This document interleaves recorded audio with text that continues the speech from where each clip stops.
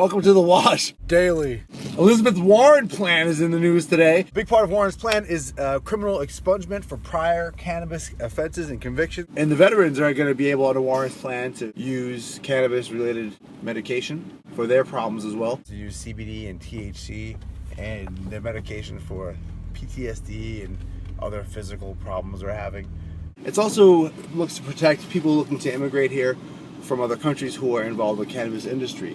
Currently, the federal government would not allow them to do such because cannabis is a crime in the eyes of the federal government. This is very exciting news for residents who are looking to have Warren as the president because it's a plan that makes sense and people will get behind cannabis. It's one of the most popular things right now to be with. And Elizabeth Warren certainly knows this and she's taking advantage of it. Not that I'm mad at her. Good job, Liz. Maybe I'll vote for you. In Massachusetts, the Cannabis Control Commission has made a warning that more retail cannabis recreational shops are dangerous because they might mean that more people are using cannabis on the streets.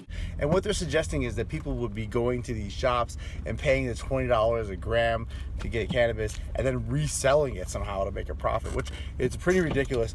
They also at the same time are saying that a big problem for them is the illicit cannabis market, which is probably about half the price, maybe somewhere in that ballpark anyway, of what the retail legal shops are charging. And so the folks who are involved in the legal piece are also worried that their profits would be diminished if people had access to the illicit market. We're talking about the word smurfing, which meant that they would be going to cannabis shops to buy expensive cannabis and then sell it for profit when people can go to the shops. It seems ridiculous to me.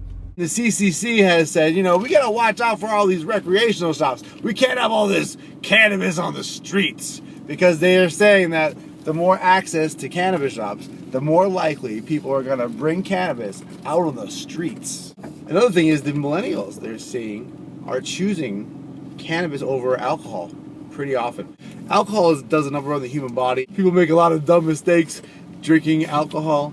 And millennials are realizing this. They don't want to make those dumb mistakes anymore. They do things differently. And one thing they're doing is edibles. They don't even like smoking weed, it looks like. The millennials are really into edibles, psychedelics, and video games. Thanks for watching The Wash Daily.